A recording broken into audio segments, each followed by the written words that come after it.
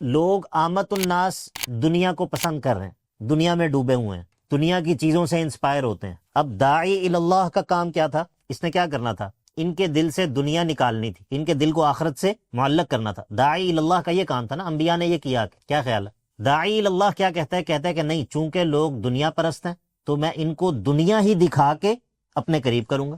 تو آپ نے اپنے قریب کر کے کیا کیا؟ آپ نے ان کی بیماری کو ہی انڈورس کر دیا۔ اس بیماری کا علاج کرنے کے بجائے، اس بیماری کو ان کے دل سے نکالنے کے بجائے، آپ نے بجائے اس کے کہ ان کے دل کو آخرت سے معلق کرتے اور ان کو بتاتے کہ یہ دنیا کی چیز جس کو آپ معیار سمجھ رہے ہو، جس سے آپ متاثر ہو رہے ہو، یہ کوئی متاثر ہونے کی چیز نہیں ہے، اسی کو دیکھ کے تو وہ آپ کے پاس آیا ہے، اسی دنیا کی چکا چوند دیکھ کر تو وہ آپ کے پاس آیا ہے۔ مولوی کے پاس تو وہ جاتا ہی نہیں ہے، کیونکہ مولوی کے پاس دنیا نہیں ہے۔ تو یہ ایک سنجیدہ خلل ہے تصور دین میں، دین کے تصور میں، اور یہ مسئلہ انبیاء کو بھی پیش آیا۔ قرآن مجید کے اندر کئی مقامات پہ یہ بات ہے، سورہ بنی اسرائیل کے اندر بھی ہے، اور بھی جگہوں پر، ٹھیک ہے۔ کہتے تھے کہ لن نؤمن لک حتی تفجر لنا من الارض ینبوعا، ہم آپ پر اس وقت تک ایمان نہیں لائیں گے جب تک آپ ہمارے لیے زمین سے ایک چشمہ پھوڑ کے دکھائیں، یا پھر آپ کے پاس جو ہے وہ بڑے بڑے باغات ہوں، یا پھر آپ جو ہے نا وہ ہمیں فلاں چیز لا کر دکھا دیں۔ اور وہ یہ کہتے تھے سورہ زخرف، کیا نبوت یہ اسی بندے کو ملنی تھی؟ یہ مکہ اور طائف کے اندر بڑے بڑے چودھری ہیں، نبوت ان کو نہیں مل سکتی تھی؟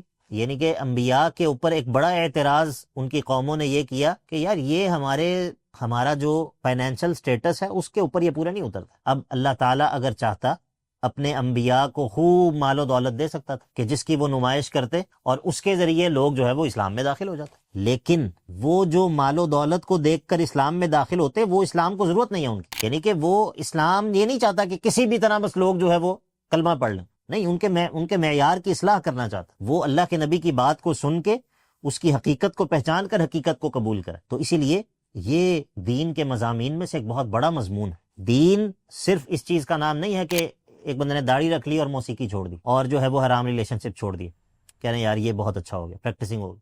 نہیں، دین صرف ان چند ظاہری چیزوں کا نام نہیں ہے، دین صرف ان چند ظاہری اعمال کا نام نہیں ہے۔ ایک بندے نے نماز پڑھنی شروع کر دی، بہت اچھی بات ہے، اس نے داڑھی رکھ لی، اس نے موسیقی سننی چھوڑ دی۔ تو جب انسان کے ذہن کے اندر یہ دین کا یہ تصور ہوتا ہے کہ دین اس چیز کا نام ہے، وہ کہتا ہے کسی بھی طرح بس یہ کام کرواؤ، چاہے اس کسی بھی طرح کے اندر وہ ایسے ذرائع استعمال کرے جو خود دین سے ٹکراتے ہوں۔